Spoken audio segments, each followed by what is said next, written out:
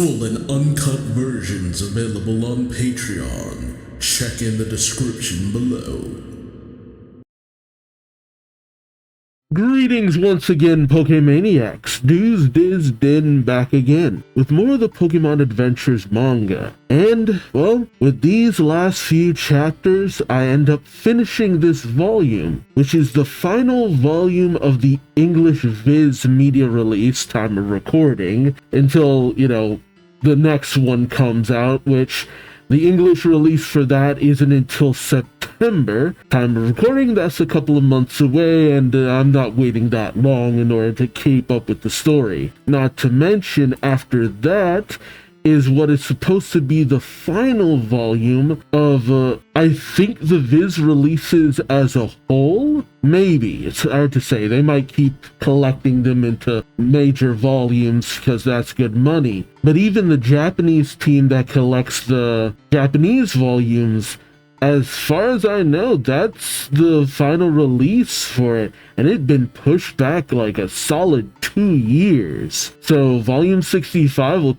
I guess, be the end of it, because they're getting really shaky with how they release those volumes. But if it comes out and there's any extra content, I'll check that out. But going forward after that, it'll mostly be scans, because the mini volumes that Viz releases are a little bit harder to come by, and I doubt there's too much of a difference as far as I could guess, which I'm kind of okay with. Before, the volumes used to have a lot of extra stuff in them, which was really fun to see.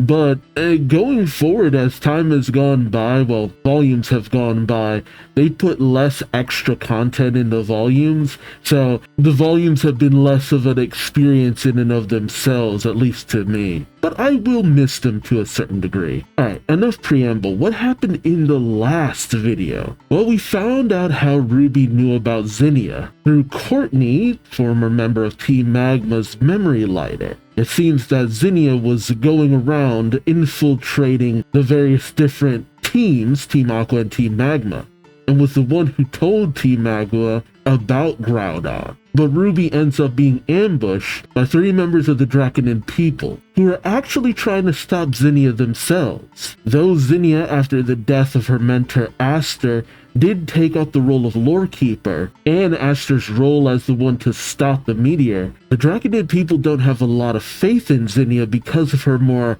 reckless proclivities, as it were, which really paints how Ruby feels about Zinnia in general. We also see that several pieces of meteor have started to hit the Earth. Unpopulated areas so far, mostly the sea, but, well, it's only a matter of time before that gets worse until the ultimate end, as one of them do end up knocking Ruby and Latios into the sea, though they end up safe, even meeting Diancie. I guess this is the precursor to Diancie moving over to the Kalos region? Or is it maybe a different Diancie? But Ruby wants to know what's going on with Sapphire and Emerald, so Latios uses his ability to share vision with Latias in order to see what's going on, where you see Mr. Stone and Steven using the Absorber on Sapphire and Emerald's starter Pokemon. But the sight is, well, it's not comforting, to say the least.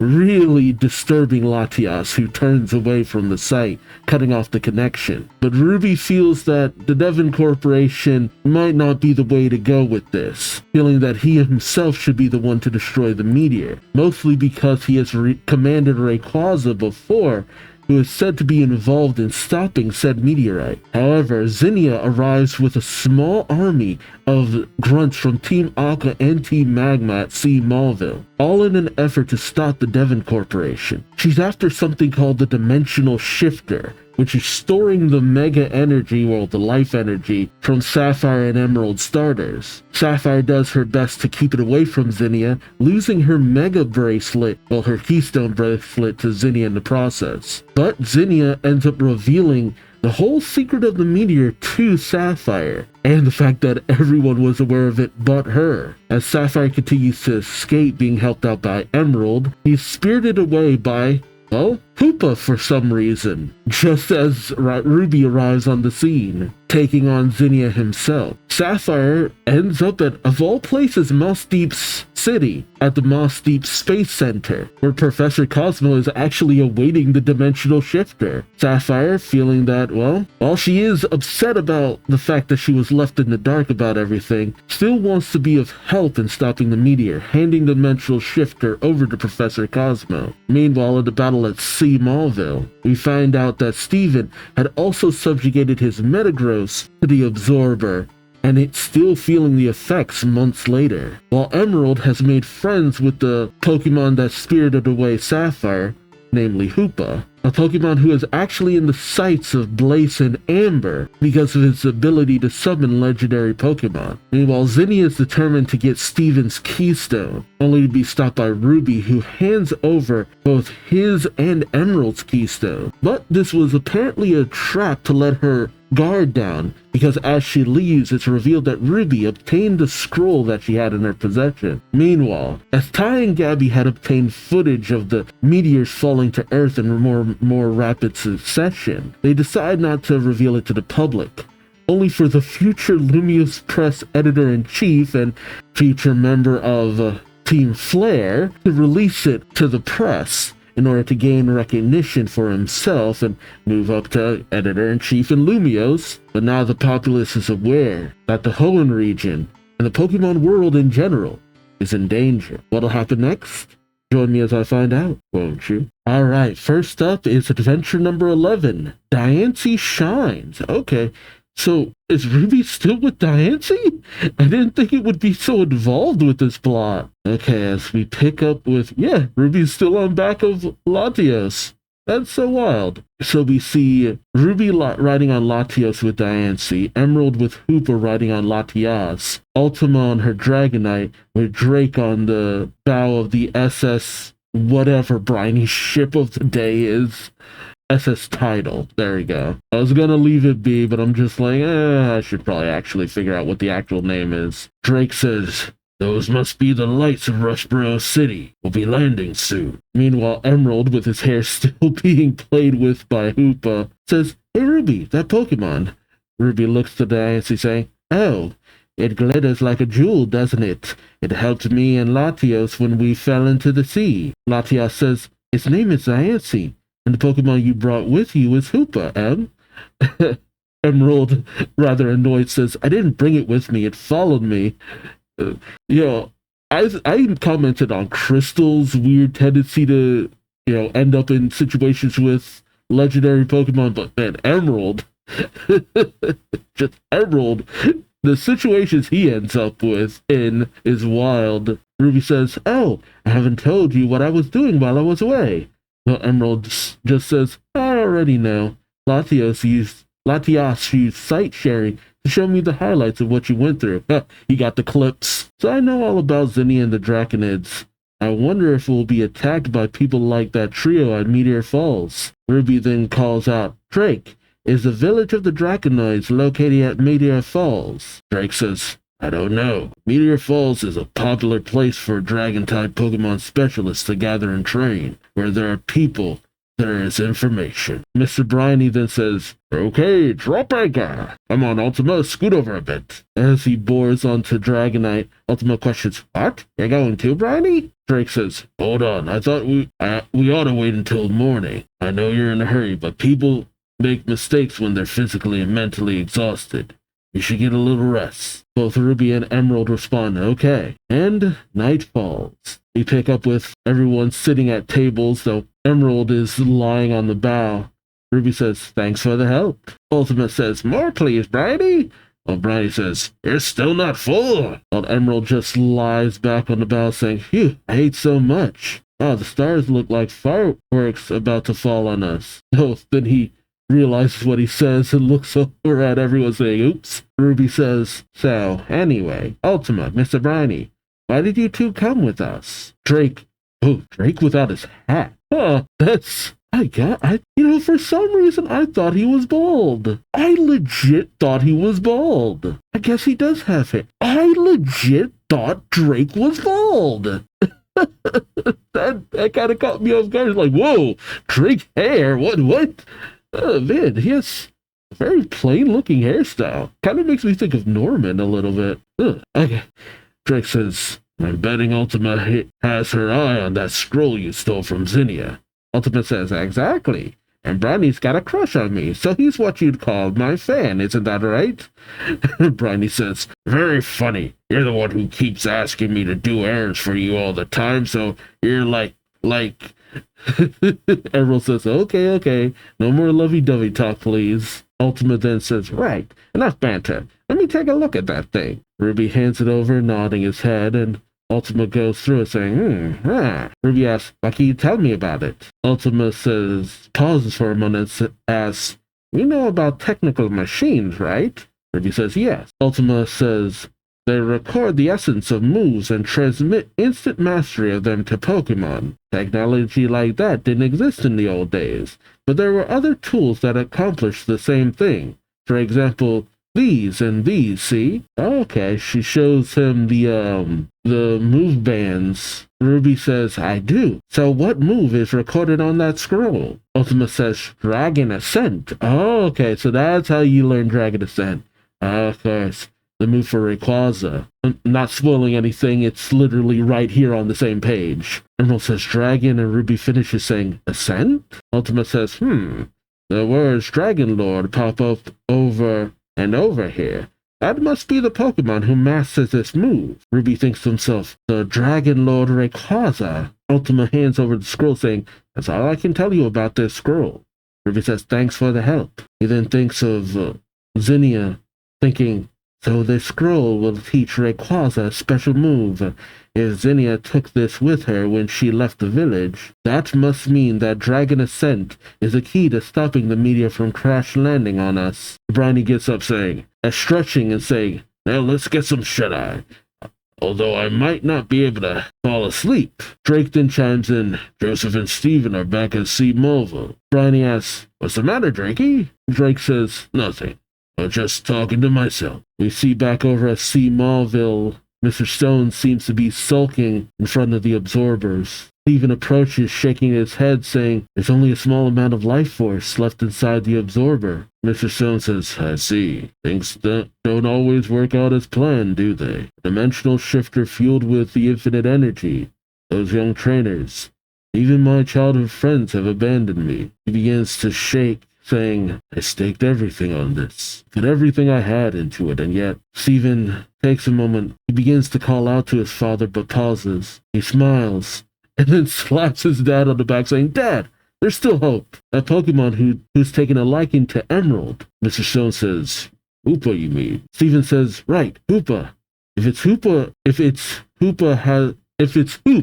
I don't know why I kept wanting to say Hoopa. If its hoop has the power you say it has, then it's connected to some other place, right?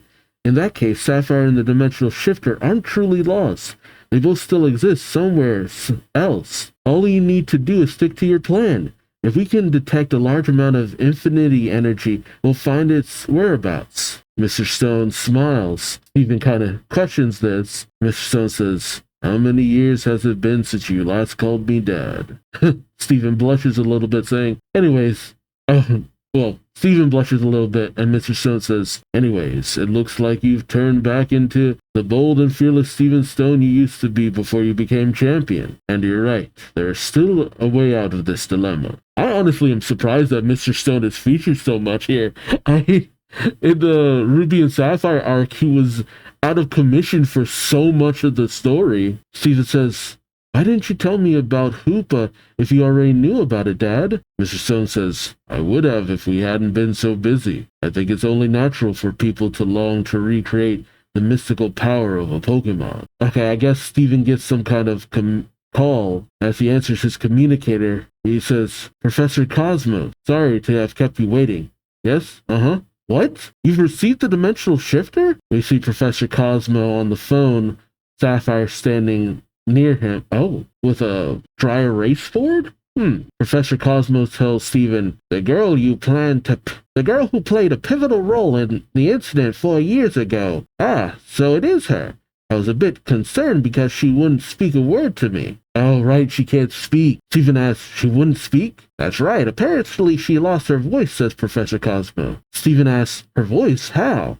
Cosmo says, I don't know. She wrote, the rocket might still be in danger. I'll protect it. She's decided to stay behind there to assist us. At any rate, now that I've received your confirmation, I'll place the device in the rocket. By the way, we've got a mob of media at the Space Center at the moment. What should we do about them? Haven't you heard? The TV station did a sensational news story about the meteor. The people of the Hoenn region are in a state of panic. Mr. Stone says, I can't believe this. Steven tells him, well, at least we can be grateful that we still have a shred of hope. They both hop on Metagross and head off. Steven saying, head for Moss Deep Space Center. Over on the SS Tidal, Emerald wakes up with a sneeze, and as he wipes his eyes, he says, huh? What's up, Ruby? Ruby says, shh, in a whisper, shh.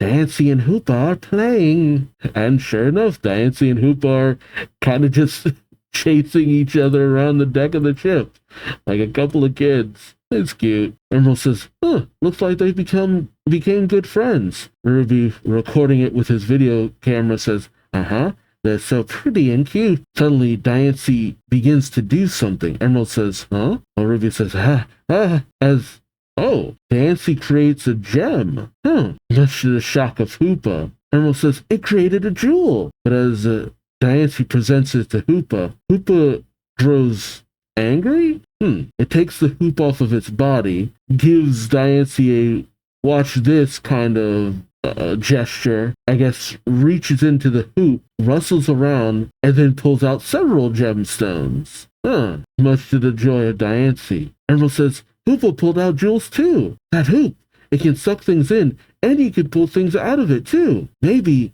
objects aren't the only thing it can pull out of that hoop. The first time I fought Hoopa, I caught a glimpse of another Pokemon inside it. Ruby then looks off into the distance, questioning Sapphire. Meanwhile, unbeknownst to them, they're being watched by Blaze and Amber. As Amber observes Hoopa, he asks, what should we do? Blaze says, there's no reason to hesitate. Let's get on with it. Amber says, very well. And I believe he starts to command his Gorobus? Yeah, Gorobus. So I guess he gets ready to command his Gorobus. Blaze says, but first I have to ask you, are you sure this is gonna work, Amber? It's really far away, you know. Amber says, of course it will. Doesn't matter if it's across the river or the ocean. I can attack with my droplet no matter how many miles away the target is. Gorobus does its droplet thingy. The droplet surges forward towards the SS Tidal and comes up hitting Hoopa in a massive blast. Hoopa looks around angrily, and Amber observes this with her binoculars, saying, success. Hoopa detected our attack. It's looking for us now. Phase 2, we let Hoopa see us. Blaze says, okay. As he commands Slugma to, I guess, light up a little bit. Hoopa catches sight of this flash in the distance and uses its hoop in order to get over to where Blaze and Amber are. As it makes its way through, Blaze says, there it is. Amber says, Phase 3, don't let it go through the hoop. Amber has Gorobus hit Hoopa with another blast of water. And Ruby, Emerald, and Diancie are just watching this like, what the heck is going on? But they can see stuff lighting up in the distance, not really knowing what's going on. As Emerald watches, he says, what the? I think Gorobus is restraining Hoopa's ring as Hoopa is trying to blast through it. Amber and Blaze shield themselves from the attack as Amber calls out, now for the last phase, Blaze. Time to use your power of illusion. And Slugma lights up. Hoopa starts to sweat a little bit, and it sees an illusion within the ring. Of Groudon? I think so. Hoopa seems to start to panic, and Amber says, Hoopa hates to lose, so it'll try to summon something more powerful than the opponent it saw inside the flame. And Hoopa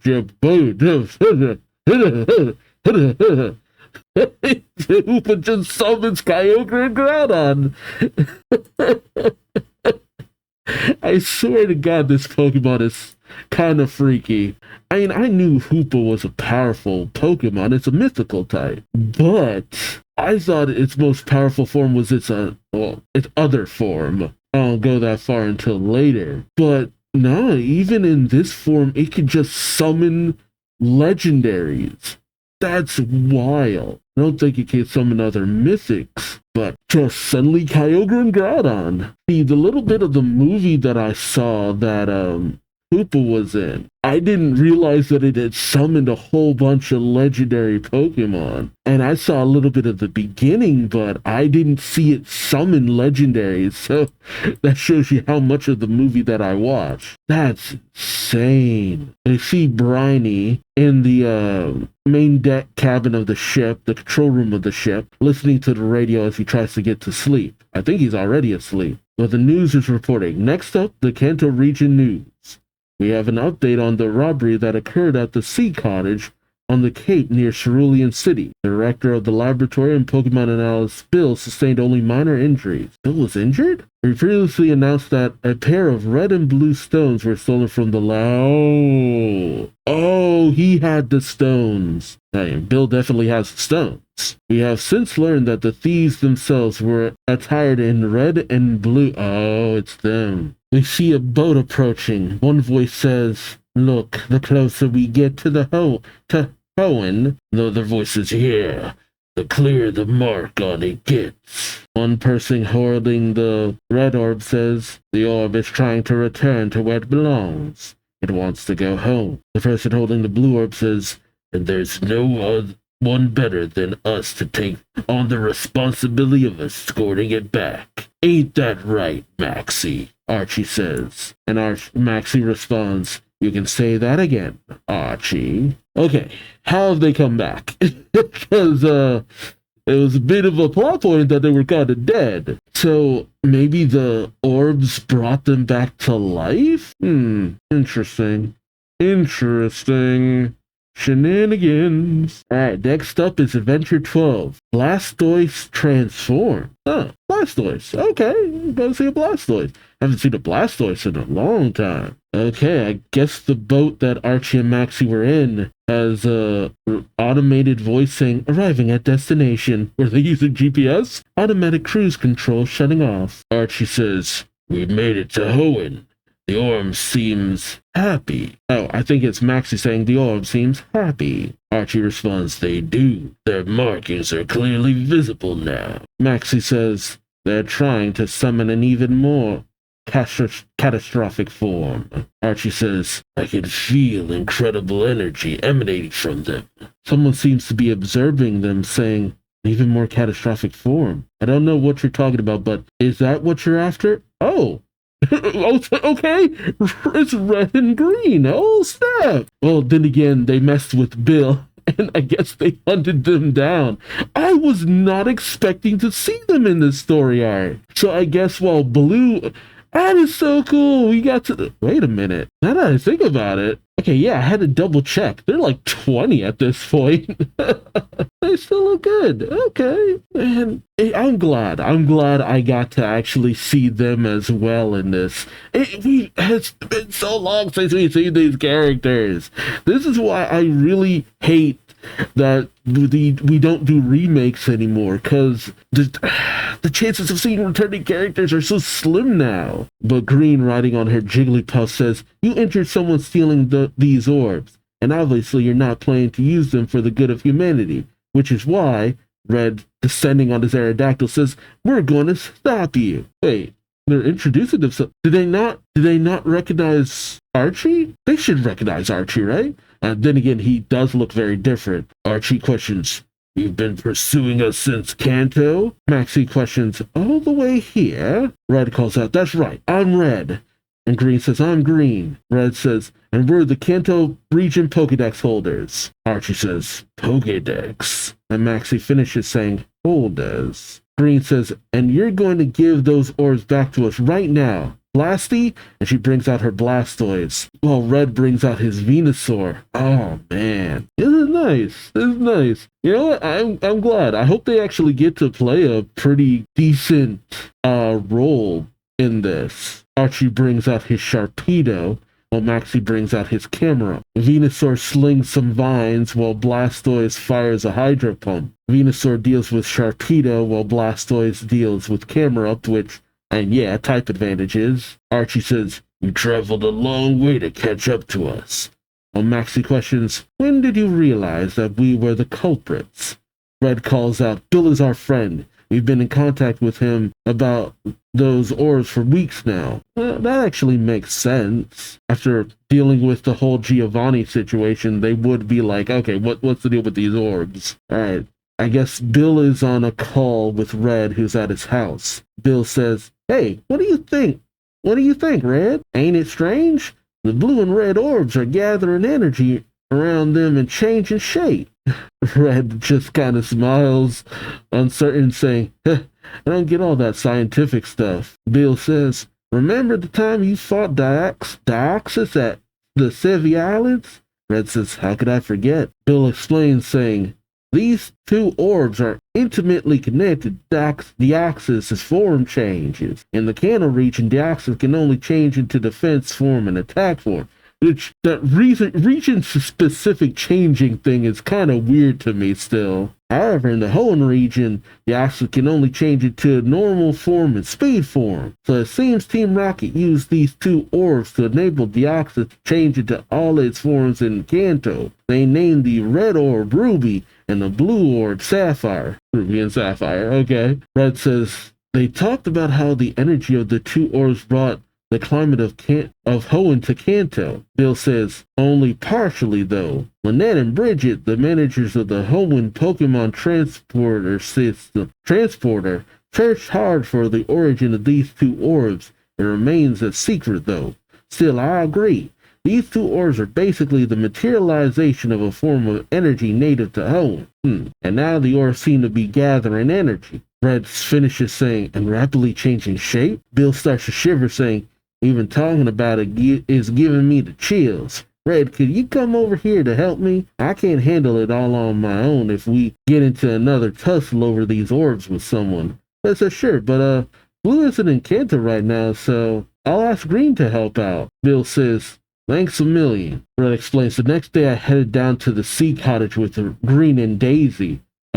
Are Daisy and Bill still dating? As they arrive on the scene, they find Bill bloodied and injured, with the capsules containing the Ruby and Sapphire broken and the two gems gone. A weakened Bill says to them, "They stole my boat. Here's the monitor for the tracking device I've got on it." Red shouts, We left Bill with Daisy and came after you." Green then says, "Your theft of the orbs was reported in the news, although no one has been paying too much attention to it given all the concern about the meteor." Archie and Maxie then look to each other saying, "The meteor?" Green questions, "Huh? You don't seem surprised. Could it be that..." Red says, "Does all this have something to do with the meteor?" Maxie says, "Archie, we're wasting time here." Archie says, "Right." "Oh, they already have keystones." Much to the shock of Red, Maxie says, "Behold," as he activates his keystone. Archie, doing the same, says, "An evolution to transcend all evolution." And so Sharpedo Mega evolves into Mega Sharpedo, and Camerupt Mega evolves into Mega Camerupt. Archie says, "Enjoy yourselves." While Maxie says, "After all, it's been several years since you returned to your homeland." Green says, That's Mega Evolution." Oh, okay, so they can Mega Evolve too. So they were the Kanto trainers who learned Mega Evolution too. Cool. Makes sense. Red then calls out to Green, and we see they both have rings with keystones on them. Everybody's Mega Evolving. Both Maxie and Archie say okay. As Red calls out, "The light of my keystone, the light of the Venusaurite," and Green says, "And the light of the Blastonite shall merge." They both call out, Mega Evolution! As Blue Mega evolves her Blastoise into Mega Blastoise, and Green Mega evolves his Venusaur into Mega Venusaur. Meanwhile, the ways away back with the battle with Hoopa, Ruby and Emerald watch in shock as Hoopa summons Kyogre and Groudon. Just casually summoning Kyogre and Groudon. That's wild. I don't know how to respond to this. Both Pokemon fall into the sea. Blaze calls out, yeah! As Amber says, just as we hoped. Blaze says, Kyogre, Groudon. He then shows the tracker saying, look, Amber, the 2 traveling orbs have arrived in Hoenn. Perfect. Absolutely perfect. Even better, the one who brought the orbs are our bosses. How can you tell that? Amber says, bosses. Meanwhile, back on the SS title, Emerald says, are they the real thing? You've fought them before, haven't you? Are these the same 2 from 4 years ago? Ruby says, yeah, must be. There's only one of each, right? That's a good question. You kind of question that sometimes, considering the situation. Emerald then shouts, hey, Hoopa, what do you do that for? Ruby says, it's no use scolding Hoopa now. We have to do something about these 2 and fast. Ultima, Briny, Drake, Latios, and Latias then race onto the deck. Ultima saying, what's all this racket about? And then she shrieks as she sees Kyogre and Groudon. Like, yeah, you don't really expect to just come out to see them out of nowhere. Ultima questions, the 2 legendary Pokemon of Hoenn? What is going on? Emerald grabs Hoopa saying, well, but Ruby says, wait. He looks over to his camera saying, here, look at this. Hoopa was playing with Diancie, but suddenly it got attacked from the sea. So Hoopa attacked back through its hoop and summoned Kyogre and Groudon. Drake's questions, in other words, Hoopa summoned those 2 legendaries to help fight the enemy who was attacking it. Ultima questions, so where is the enemy now? Ruby points to the shore saying, well, after Hoopa attacked through its hoop, I noticed a crash and a flash of light on the other side. That hoop connects one place to another, so the enemy must be over there now. Ultima questions, any ideas? Who could Hoopa's enemy be? Ruby says, no idea, but if it knew Hoopa's ability, it might have attacked it on purpose in order to trick Hoopa into summoning Kyogre and Groudon. Emerald still looking angrily at Hoopa, who looks very tentative, I guess you could say. Drake ponders for a moment saying, then this is no ordinary enemy. We have to stop these 2 legendaries, but we have to deal with the original enemy too. Yeah, it wasn't really easy to stop them the last time. Latios then says, Ruby, I have a plan. Ruby questions, what is it? And Latios gestures over to Diancie. Ruby says, okay, I'm counting on you, Latios. And so Ruby, Diancie, and Latios head over ahead of Kyogre and Groudon. Ruby asks, Diancie, would you lend me a hand? And Diancie, gets ready. And Ruby commands Diancie to use Moonblast on Kyogre and Groudon, and it actually knocks them back. Like, dang. Either this Kyogre and Groudon are not as powerful as the last ones, or Diancie got some moves. Because I'm like, seriously, I still remember everybody trying to stop Kyogre and Groudon, and it was not going well. Okay, yeah, even everyone on the ship says, what? If the attack pushed Groudon and Kyogre back? Ruby questions, this attack channels moonlight and blasted out in a beam, right? Meanwhile, Mr. Briny has some binoculars and tells Emerald, I see him. It's just as you said, my boy. 2 people and 2 Pokemon. As he manages to spot Amber and Blaze, Emerald jumps on the back of Latias with Hoopa, saying, I'll go too. Come on, Latias. And as Latios and Latias make their way over to Amber and Blaze, Emerald brings out his Dusclops, while Ruby brings out his Milotic. Blaze commands his Slugma, go get him, while Amber says to his Gorbis, attack. So Gorbis battles against Milotic, while Dusclops battles against Slugma. But Milotic and Dusclops kind of get owned by Amber and Blaze's Pokemon. Emerald says, they're powerful, but suddenly they're interrupted by a rumbling. Yeah, that Ruby and Emerald notice a little too late that Kyogre and Groudon are very near. Emerald says, darn.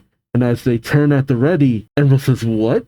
As Kyogre and Groudon just rush past them. Mr. Briny says, where are they going? Blaze tells Ruby and Emerald, did you think we were controlling these 2? You overestimate us. Blaze uses the heat from Slugma in order to block off Ruby and Emerald getting closer. Blaze tells them they've gone to the orbs. Oh, and Blaze uses Slugma's hallucinatory abilities in order to give Ruby and Emerald visions of the hoop opening and those weird eyes on the other side. I mean, is there something more terrifying on the other side still?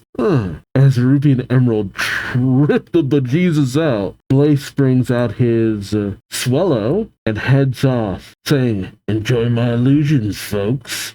Let's go, Amber." And Amber jumps onto his Gorbis, heading out with Amber as they ride alongside Kyogre and Groudon, while Blaze thinks to himself, "The one who brought us the orb isn't our boss. I'll burn this place to the ground and steal it. If it is our boss, our plan will progress to the next level. At any rate, it's finally time for some primal reversion." As they near where they need to go, Blaze is here. They arrive on a cliff, and as they peek over, they spot Archie and Maxie. Amber says, "Those markings, they really are." But Blaze says, "Wait."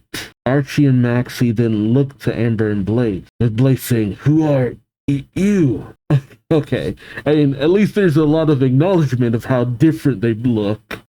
Okay, I guess we're cutting over to Meteor Falls. There we go, where we see a woman looking out of the, I guess, roof, the ceiling of the falls, and I think she sees Rayquaza flying overhead. She's on a rope bridge suspended above the falls. The three draconic people who attacked Ruby before come rushing in saying, "Elder, my elder!" The elder says, "What is it?" Renza says, "Something's happening over on Route 115. Jenga says, "It's possible that 2 legendary Pokemon have appeared." And Tomatoma says, "We like to go and see for ourselves." The elder says, "Have you found Zinnia?" Renza says, "No, not yet." The elder says, "Those who cannot fulfill their own duties have no right to criticize her." The trio are left speechless, and Tomatoma says, "We'll go back and search for her some more." I guess after they head off, the elder continues looking to the sky trail that was left by Rayquaza. He then says, "I have a clear view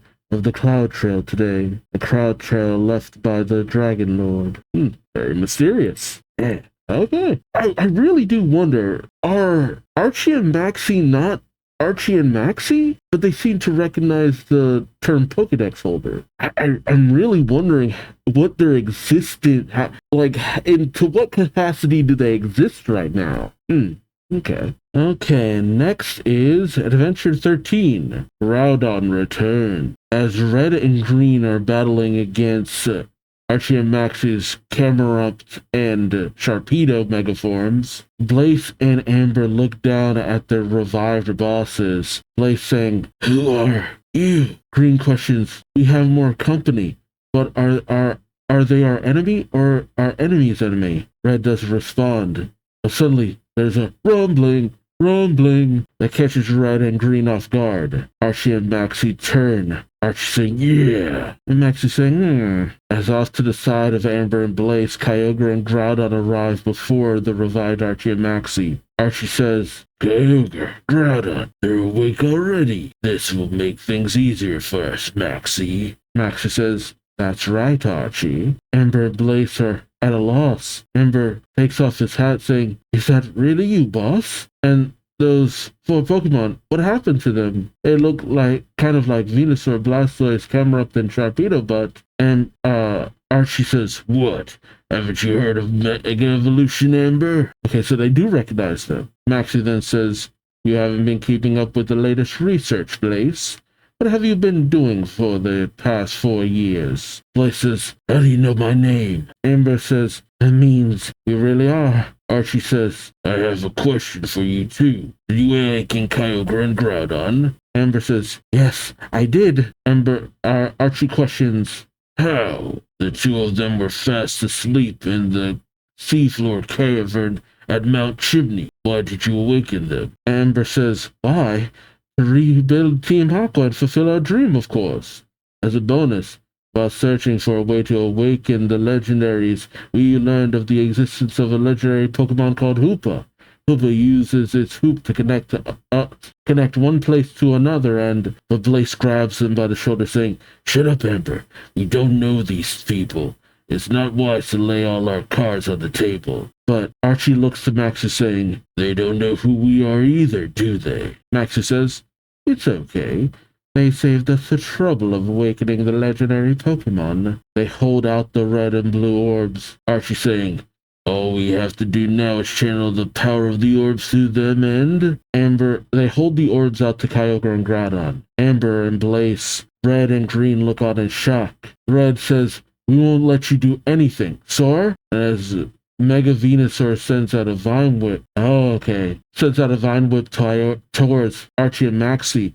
Kyogre and Groudon protect them. Green is shocked, saying Kyogre and Groudon protected them. Maxie boards Groudon, saying Groudon wants the power of the orb too. As Archie boards Kyogre, says the legendaries can use the orb to regain their true powers. Amber questions, the true powers? Blaze thinks to himself, they know about it already? As Maxie is lifted up by Groudon, he says, "We might as well." And Archie has done the same by Kyogre. He says, "Tell you the full story of these orbs." Maxie looks to Blaze, saying, "Listen well, Blaze. These orbs aren't just tools to control these legendaries. 2,000 years ago, Hoenn was filled with a unique kind of energy. Let's call it nature energy. This nature energy was gradually used over the years. Only a small amount of it remains. That's why Kyogre and Groudon have been unable to maintain their true form. The battle between these two Pokemon in ancient times were all over acquiring that natural nature energy for themselves." Amber says to Maxie, "I don't understand." Maxie says, "Basically, the Kyogre that sunk half of Hoenn into the sea 4 years ago was a suppressed Kyogre, unable to realize his full potential." Maxie holds out the red orb, saying, "What remains of that nature energy exists in the form of mineral ores in the ground." Archie holds out the blue orb, saying, "Thus, by assimilating with these orbs, the legendaries will be able to return to their true selves." The red orb begins to shine in Maxie's grasp, but he says, "That's right. They're not just going to become more powerful." Archie holds the blue orb in front of Kyogre, and it begins to shine as he says, "They're going to turn back into their original form." Maxie releases the orb and it's absorbed into Groudon as he says, "Now, Groudon, revert back to your true primal form." As Maxie does the same for Kyogre, and both Pokemon begin to shine. Meanwhile, Emerald and Ruby are still stuck in the hallucination. Emerald's saying, "Something's going to come out of all those hoops, and it won't be something good, Ruby." But Ruby tells him, "Calm down, Emerald.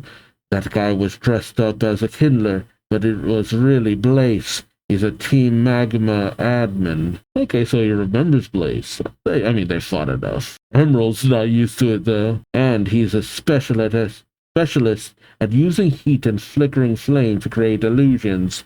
So just defeat the Slugma emitting the flame, and you'll have nothing to worry about. As Ruby commands this, Latios manages to hit Slugma, knocking it out, dispelling the illusion. Emerald says, "You're a great strategist, Ruby." Ruby waves it off, saying, "Thanks, feel free to flatter me some more, but not until after we're done here. Let's continue on like we planned and find Meteor Falls. We need to learn more about Rayquaza." Emerald questions, "What about Kyogre and Groudon?" Ruby tells him, "Rayquaza is the only one who can stop these two. We can't help without locating Rayquaza. Let's go, Latios." Latios gives a nod. Latios and Latias head off, carrying Ruby, Emerald, Hoopa, and Diancie. As they make their way out, Emerald looks around, saying, "Sky is getting brighter." Ruby says, "But it's too early for a sunrise." What is that? Suddenly, a mass of steam comes rushing towards them from the horizon. Emerald says, "Hot, hot, hot,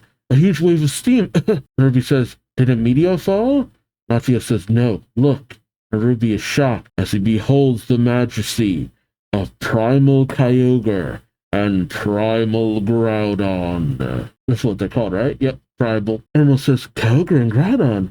Ruby adds, "Have they actually gotten bigger since the first time we saw them?" Emerald says, "That's not all. They seem to be glowing. Latias says, I can't get any closer to them. Emerald says, why not, Latias? Latias says, I don't know. This is no ordinary heat wave. The surge of power emanating from their bodies is driving us back. Emerald questions, what's happening over there? As they watch on.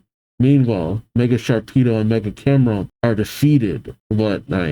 God doesn't matter, as Green and Red are at the epicenter of the primal forms of Kyogre and Groudon. Maxie says, Kanto Pokédex Codes. Archie has, you've knocked out our Pokemon. Impressive. Red seems exhausted though, as he says, Green, are you okay? Green says, I would be if it weren't for this weather. She wipes the sweat from her chin. She says, the heat is starting to get to me and Blasty. Archie says, their abilities have changed due to the primal reversion. This is the primordial sea. Maxie adds, and this is the desolate land. Archie adds, looks like luck is on our side. If we had to wake these two up ourselves. Maxie finishes saying, we might have been defeated by you before we managed to pull it off. I take my hat off to you. You're very skillful.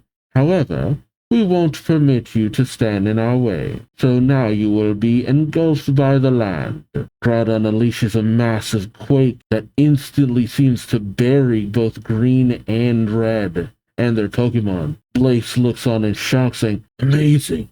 So that's their true power. Archie then looks to the boat approaching in the distance, saying, this was good practice for us, huh?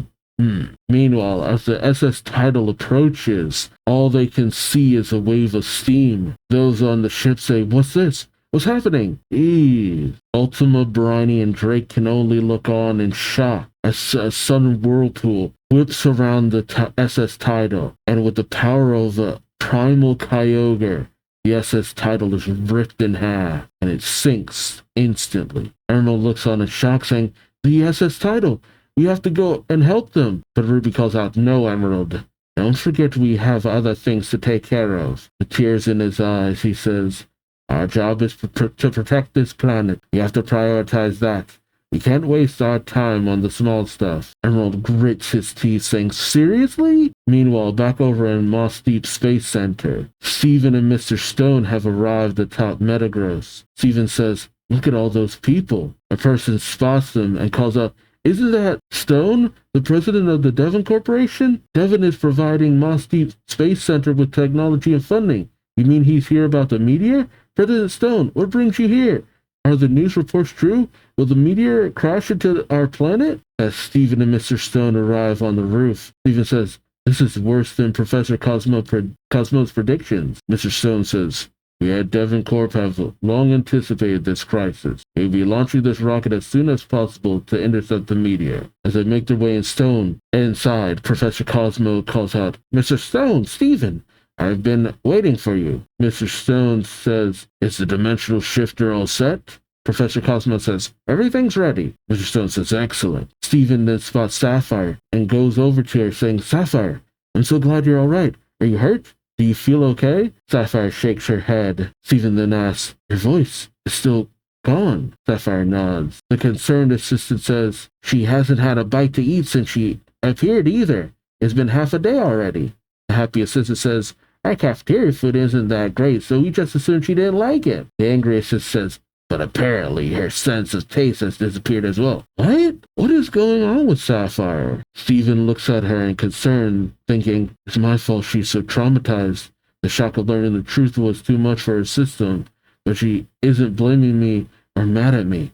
She's still helping me out. It was Ruby who asked me not to tell her, and I still feel responsible. Mr. Stone then comes over, calling out to Steven. Steven asks, what's the matter, Dad? Mr. Stone says, the rocket will launch at exactly 5 a.m. I'm going to run the final safety check with Professor Cosmo. Steven says, got it. He looks to his, watch, saying, so in 30 minutes, huh? Ruby is poking Steven on the back. He then yanks his arm over, and she writes something on his palm with her finger. Steven questions, Zinnia is heading this way? How do you know? Sapphire nods, and then writes again on his palm, and Steven reads it. Scent.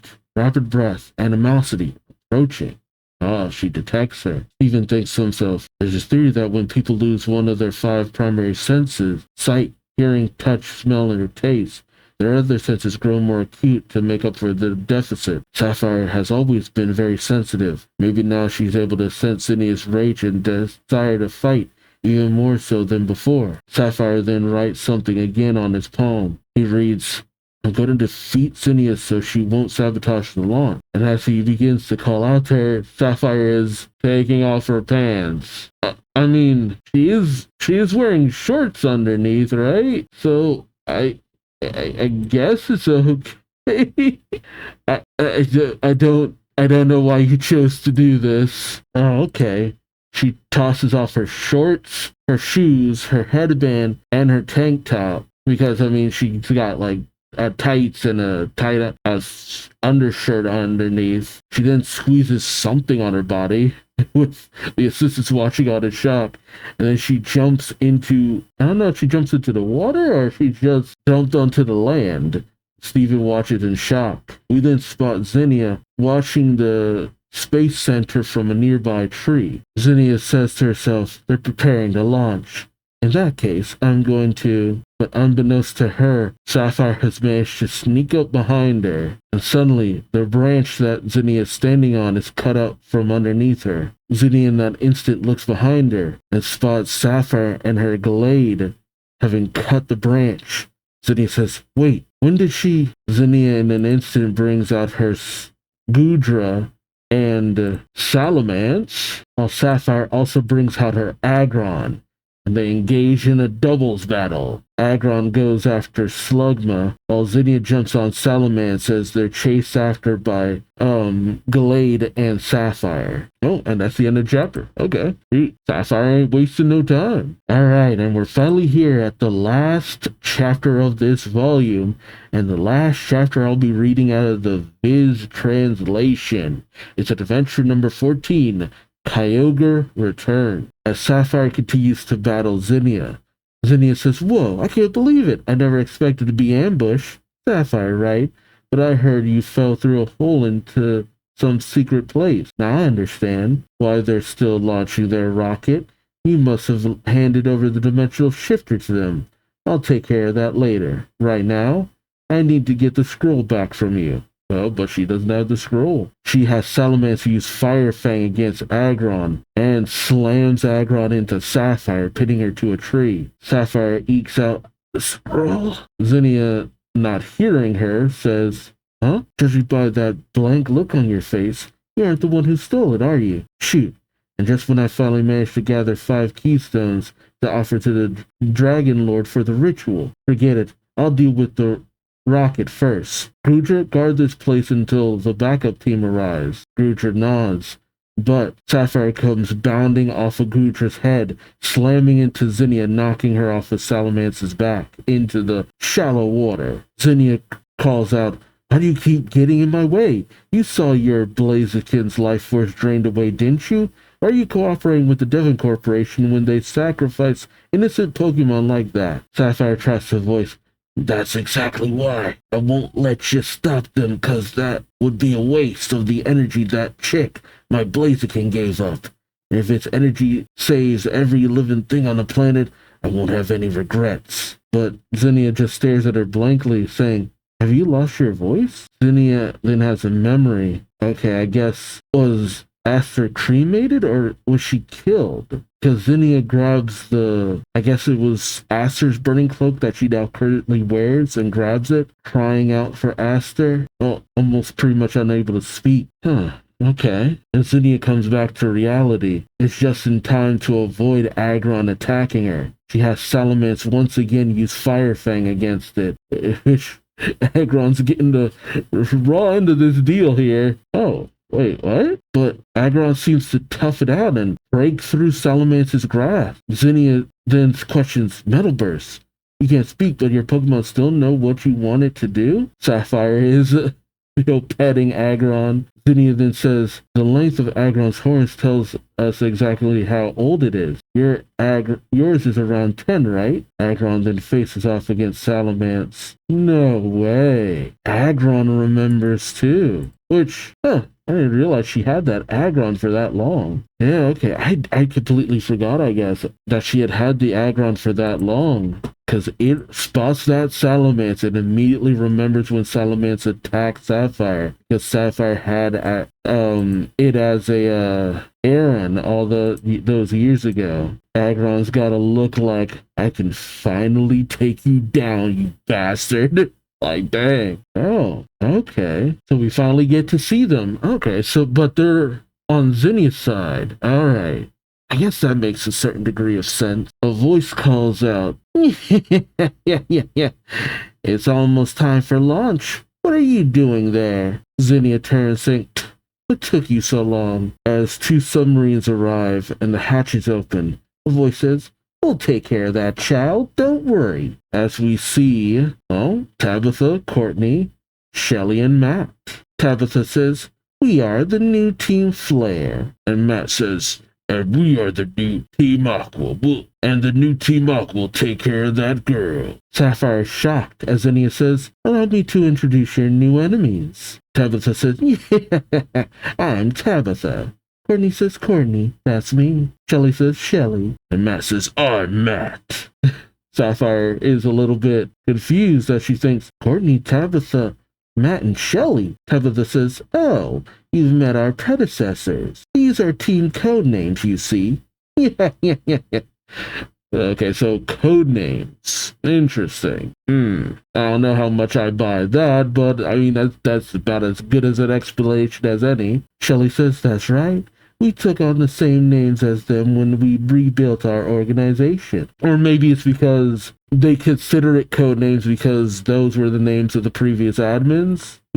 That's a bit more of a decent explanation, I guess. Matt says, I don't know what iteration I am, but I know I'm the current Matt. Zinnia says, exactly. Actually, Tabitha and Shelly are both ex-Devon Corporation employees. They were even on the same research team. Surprise. Interesting. You think it would have been Tabitha and Courtney?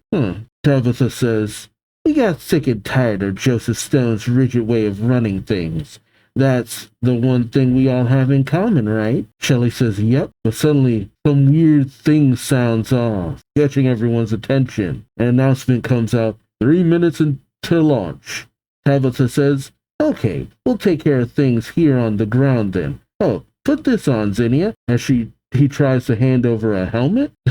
Shelly bumps into Tabitha saying, right, if you're going after that rocket, you better wear this suit. It'll zoom you up to the stratosphere in no time. Tabitha says, this suit was originally designed for deep sea exploration, wasn't it? Shelly says, yep, you stole my research when we were at Devon Corp and adapted a suit for exploring volcanoes. But Zinnia jumps on her Salamence saying, I don't need to wear that thing. I'm going to destroy the dimensional shifter before it's launched into space. Sapphire tries to pursue, saying, wait, only for a fire blast to almost hit her face from a pneumal, Courtney's pneumal, the new Courtney's pneumal. It says, you're not going anywhere, Missy. Only for Matt to send in his Carvana against Sapphire, saying, exactly, because I'm gonna crush you. But Agron comes in, knocking away Carvana. Sapphire tries to say, I don't have time to brawl with these grunts.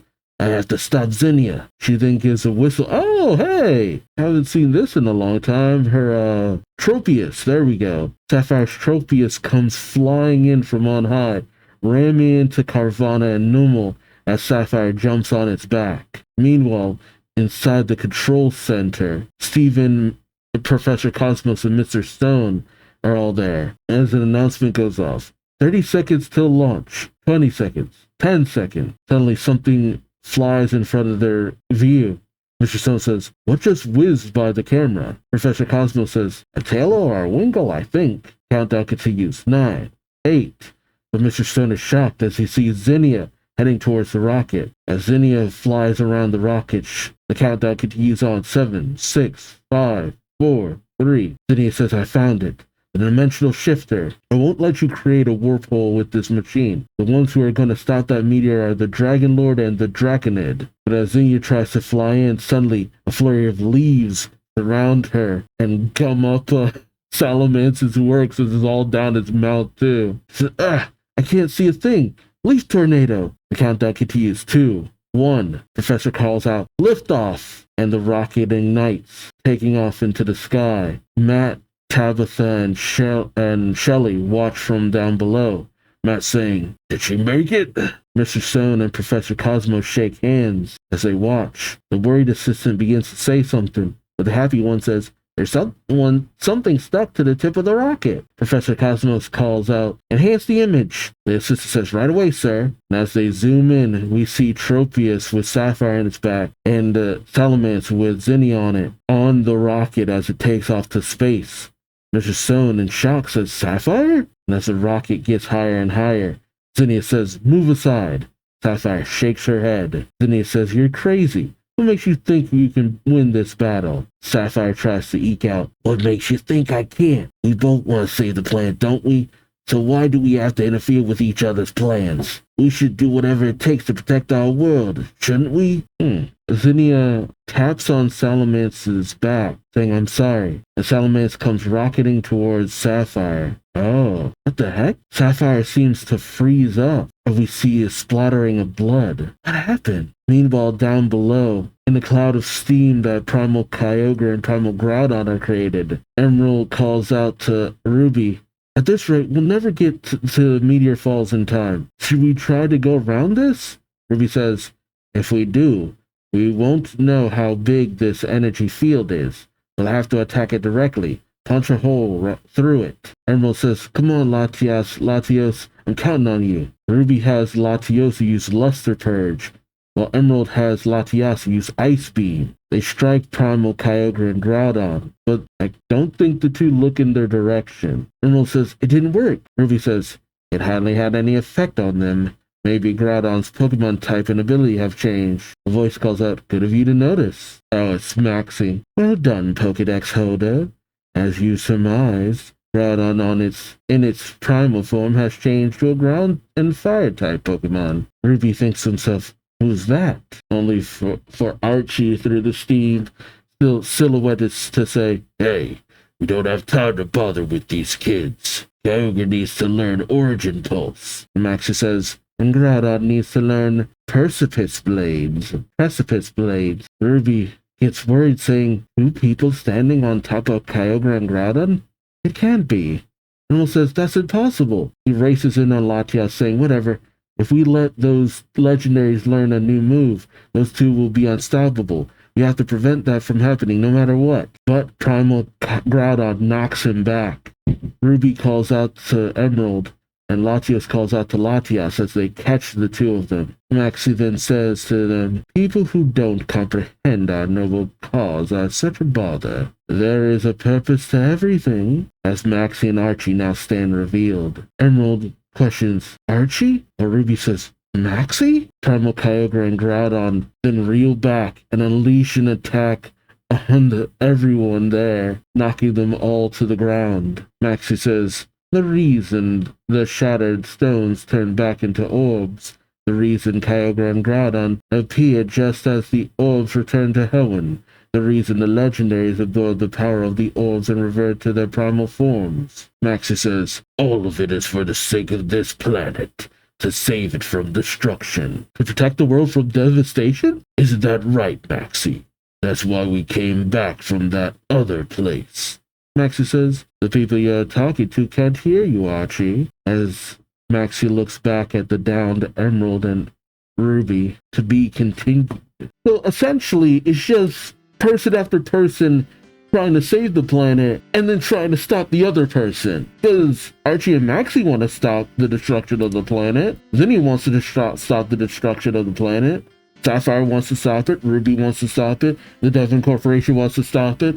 But everybody's just not down with the way everybody else wants to do it. Because, like, Zinnia getting in the way of the Devon Corporation because she doesn't like their methods. Devon trying to do whatever they can, despite it going against some of their morals. Sapphire just buckling down because it knows it needs to get done. Ruby has issue with how Zinnia and the Devon Corporation are doing things, but he has a plan. And then, for some reason, Archie and Maxie. So, were they, like, brought back by the planet itself. And man, I thought red and green were gonna be playing a little bit more of a role here, but it kind of almost seems like they got taken out. Then again, blue had a decent enough role in the previous story arc, but I don't know how much of a role red and green are gonna have. But are Archie and Maxie manifested by the orbs? It was great to see red and green and see the Mega Evolve and all that, but dang. And then again, Kyogre and Groudon have constantly been portrayed as powerful. So them just rushing over everybody makes a lot of sense. So this might very well be an all hands on deck situation. I'm just surprised none of the gym leaders have gotten involved yet. Maybe they're not going to get involved. And again, which is a bit of a shame. Would have loved to see their new designs and everything. And I wonder what happened to Amber and Blaze. I wonder what they would think of the new team. I didn't realize it at first when I was reading it, but there was a mistranslation where the new Tabitha says Team Flare. It's like, wait, you mean Team Magma? Why did you say Team Flare? And we keep talking about Rayquaza, but it keeps not showing up. And I gotta love how even Sapphire's Aggron has beef with Zinnia's Salamence. Like, man, that Salamence, everybody's just like, oh, I'm ready to give that Salamence the business. I feel like there needs to be some way of everyone just kind of coming together. But with how at odds they all are, I'm not sure how that will happen. The new admins showing up is okay. It's just unfortunate because so much attention was given to when the original admin showed up. But with these guys, it's kind of feels almost like an afterthought, which is unfortunate because so much was done, especially for like Courtney and her relationship with Ruby, Tabitha, and how he even had like some kind of weird relationship going on with Flannery, Shelly, and her kind of rivalry with Sapphire, and how she was very duplicitous, how Matt kind of kept getting the raw end of the deal every time he encountered anyone. But to go from a Courtney who had so much attention put on her to a Courtney who almost seems almost non-existent is very unfortunate. Especially because I like these designs so much, but just so much was done with the previous versions. It's like all style, no real substance, you know, which is like a real bummer to how, you know, this only can have so much content. But we'll see. Maybe they get to do something interesting later down the line. I mean, there's 2 volumes worth of content, though not sure about that because most of the content seems to be in the upcoming volume. We got 1, 2, 3, 5, 6, 7 chapters in the next volume. Well, volume 65, I don't really know what it has in it. From what I can tell, the way some of the last few chapters are kind of read out or placed out or whatever are kind of all over the place. So I don't know, I'll figure it out once I get that far, because now the chapters are kind of gonna be a little bit different. This last chapter I was chapter 14, but in another version that I'll read with the scans, it'll be chapter 13. So it's gonna be a little bit weird keeping up with that. We'll see how it goes. Well, let me know your thoughts on these chapters in the comment section below. I was kind of all over the place for me just because so much is happening. And I'm just trying to keep it all straight. But it's just one thing happening after another, after another, after another. And it's just like, just all development, no real time to breathe. So I'm kind of just focused in, and there's only so much to really say about it all. Because it's just action, action, action, action. I'm not saying that's a bad thing, but we're not really getting a lot of character moments as I would like. But it's not bad. It's not bad. I'm sorry if it comes out that way, but let me know your thoughts on this in the comment section below. Like, comment, subscribe if you enjoyed the ride. Thank you so much for watching. And until next time, I've been Duuz-Diz-Din, and hope to see you in the next one. Till then, take care. Bye-bye.